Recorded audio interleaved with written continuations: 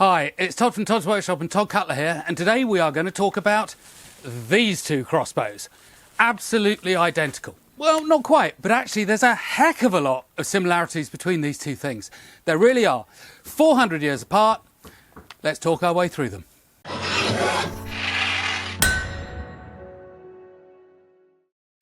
So first up, we have a latchet bow, around about 1600, maybe a little bit before, possibly French or Northern English, Scottish manufacture.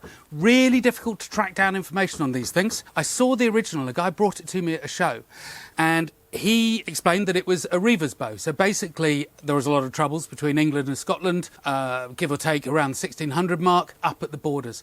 And there's a whole bunch of guys called reavers who would protect themselves and cause trouble. And this, he said, was a civil defence weapon for those. Really interesting piece. I'm going to show you the adder now.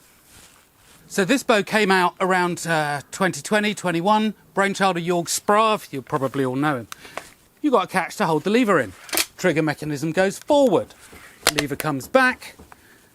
Main difference here is it's got a safety catch. Well, that's a modern thing. They had them back in the day, but didn't really use them very much. The other main thing, this thing has got a magazine.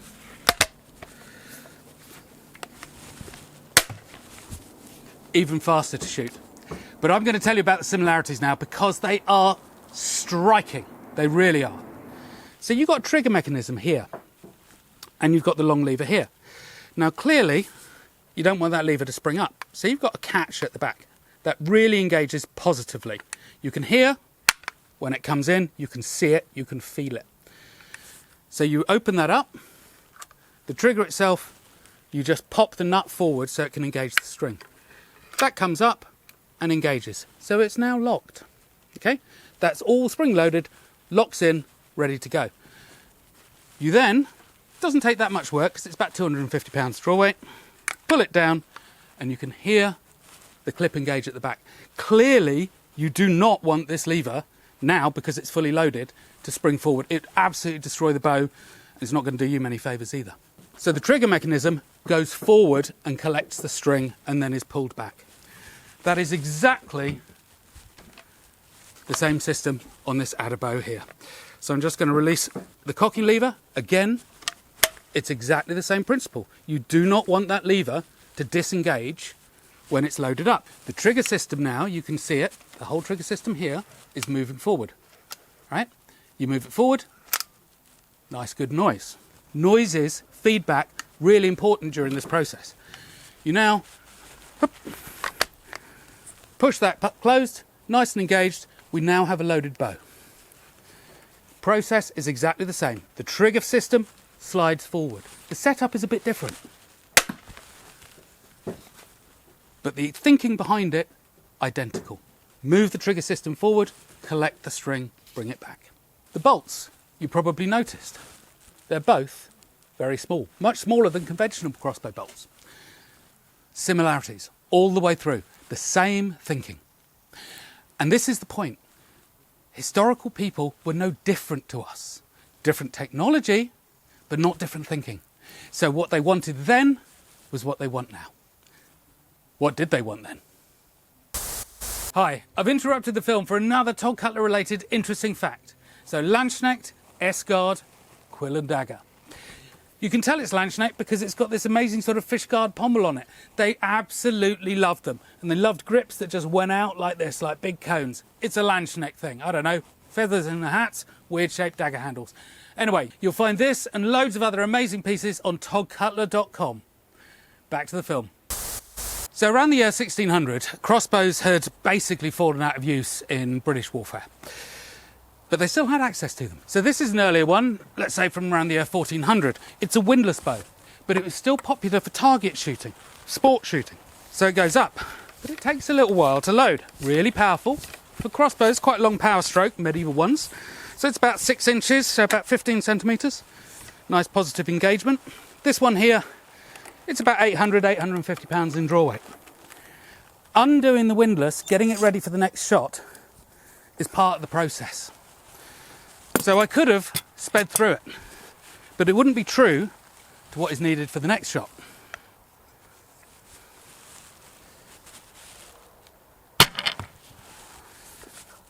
So it's powerful, shoots a heavy bolt, but it's slow and it's kind of a little bit awkward. The next type of bow that was available around 1600 is Chronoquin spanned hunting bows like this. Not for war, for hunting. And there were quite a few of them about. The Chronoquin is this thing here, which is a compound gearbox, really quite a sophisticated bit of kit. And actually, around this time, militarily, these bows had fallen out of use. And these Chronoquins were actually getting repurposed as cannon elevators. And you then crank it up to around about 600, 650 pound draw weight, this bow. And it's deliberately quite a powerful system. A little bit slow. Self-locks usually these things, like that. Just make sure the trigger's engaged. Never hurts. Now, of course, that needs to be reset now. So you're not ready for your next shot for a little bit. Bolt goes in. So again, nice bow, powerful. When you're hunting, speed's not an issue. Now these are definitely old hat by this point, but these are goat's foot bows. But they can span, 400 or 500 pounds. That too much of a problem. Lever goes on, comes in, bolt goes on.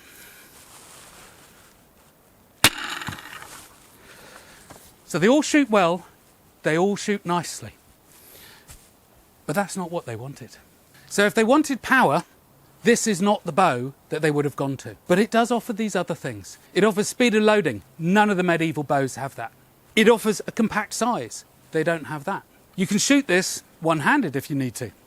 You can't do it with those. They're all too big. But the compromises are, it's not that powerful. It's not that powerful because it's fast to load. It's got an inbuilt lever. I've done these at about 300 pounds and they become ungainly. 250, brilliant. So you're limited by the power. Because the bow is short, you've got a really short power stroke, about 85 millimeters, a little bit under 3 inches. You haven't got the time to put the energy into the bolt. The bolt has to be small. That means it's relatively light, means it's fairly low on momentum. It's not going to pierce that deeply. So that means all these compromises, in a pure military sense, don't really make sense. But this is either civil defence, in which case having it small, compact, fast to load, brilliant. Or it's purely for fun. Also brilliant, because you don't want that weight, you don't want that slowness. You've gone out to shoot in the garden. Well, this lets you shoot in the garden. There you go, have a go. You're not waiting 45 seconds or a minute for somebody to take the next shot. Much more fun. Now, in many respects, all of that is exactly true for the Adder as well.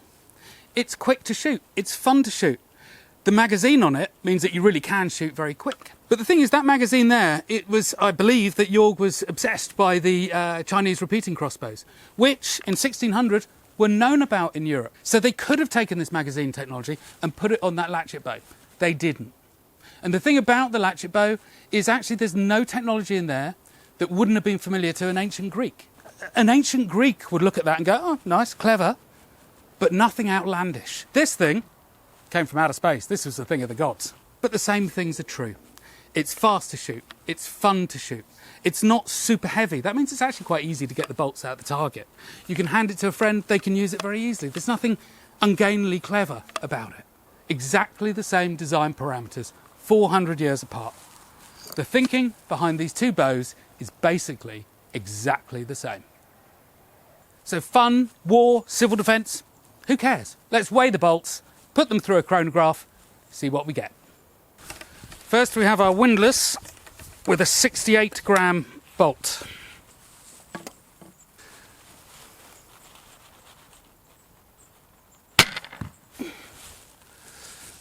...161 feet per second. Now we have the Chronoquin hunting bow. I actually used a windlass bolt earlier. Generally, a hunting bolt for this would be a bit lighter than a war bolt for a Chronoquin bow. So we're using a feathered one coming in at 50 grams.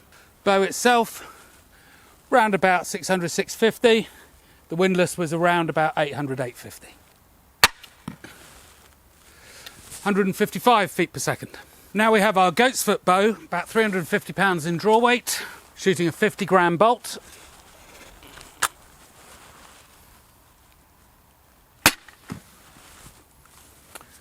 ...147 feet per second. So our latchet bow, 250 pound in draw weight, shooting a 17 gram bolt. 120 feet per second. And finally, the adder shooting a 13 gram bolt. Got to be careful not to shoot the crony on this one. 245 feet per second. Quite a difference.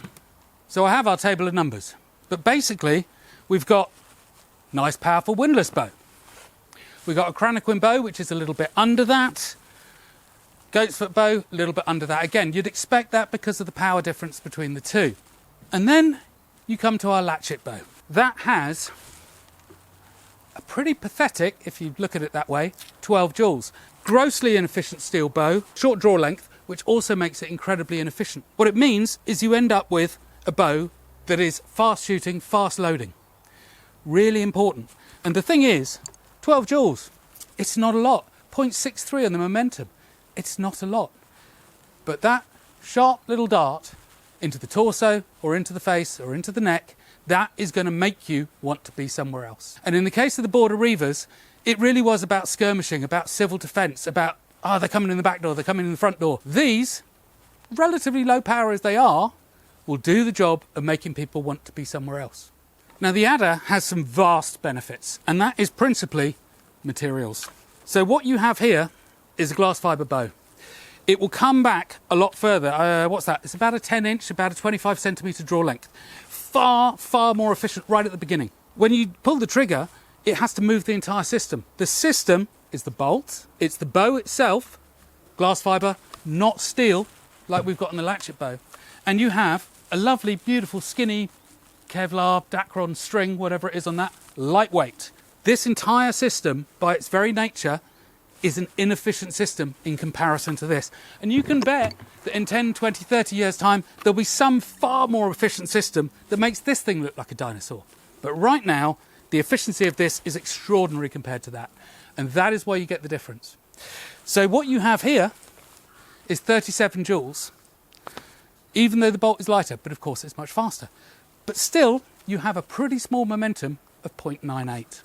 So there are differences in the efficiency and the materials that are used. I mean, that's obvious. But other than that, the parameters are really quite similar. You want something that is small, compact, fast to load, fun to use, all of these things that this very definitely is, as indeed is the latchet bow. But there is, of course, the screaming difference, which is you've got the magazine on here. So this is a fast shooting bow, but the compromises that were made to make it that way and to make it small and handy means it's not vastly powerful. And that means it's really good to back it up with multiple shots. They didn't know about the magazine system, or at least they didn't think to add it to this, so it didn't have it. Could they have done it? Because that's a really good question. And the simple answer is yes. A couple of years ago, I did a collaboration with Joules where he asked me to make a magazine system for a longbow. And this is what I did. All medieval technology and materials. So we've got a horn spring here, you've got a magazine slot here, you've got bone guides. It's the sort of thing they would have used to reduce friction. But it works by sliding forward, picking up the arrow, pulling the string back, and you've got the trigger here. You feed the bolts in exactly the same way, and you stack them up. So you can get 5 in here, just like you can on the adder. So the point of this is that medieval technology could have been used to adapt the latchet bow and make it, well, even faster shooting than it already is. But have a look at this little bit of footage of Joe Gibbs. I love it. And that's reason enough to show you.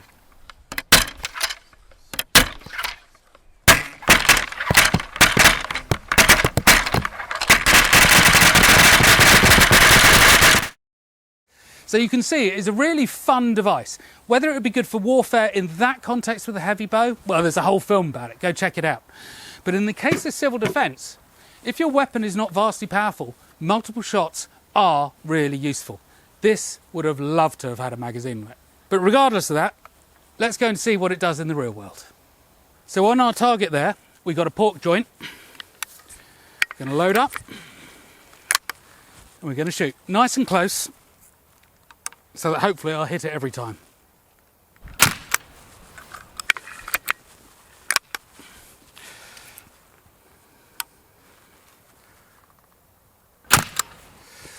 Now, in medieval crossbow terms, this is one of a heck of a fast shooting bow. Nice. So let's go for the adder.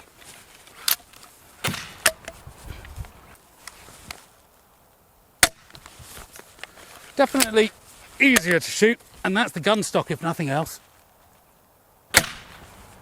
Let's see what we got. We know the modern crossbow bolts have gone through, so I'm going to pull those first. So here are our 3 bolts. Now they're going to be through the pork, and we can see that because it's staying. That's it. And that is what you have on the other side. So you can look at the numbers and say, well, it's not really a very powerful bow.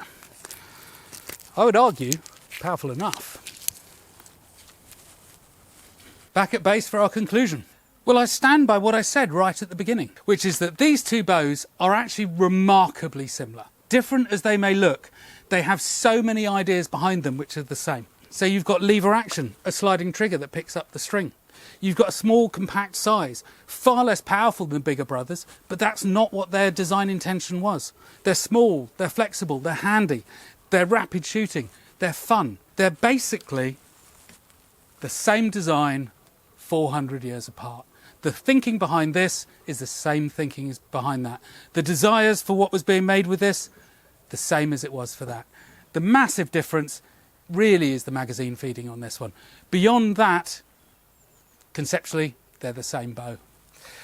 What would I have had back in a cattle raid in 1600? Well, I'm not an idiot. Magazine fed, faster shooting, absolutely. Which is the one that I love? This one. The materials, the technology, the look, everything about it. This speaks to me. This is what I like. Anyway, 2 bows, same thing, separated by 400 years. See ya.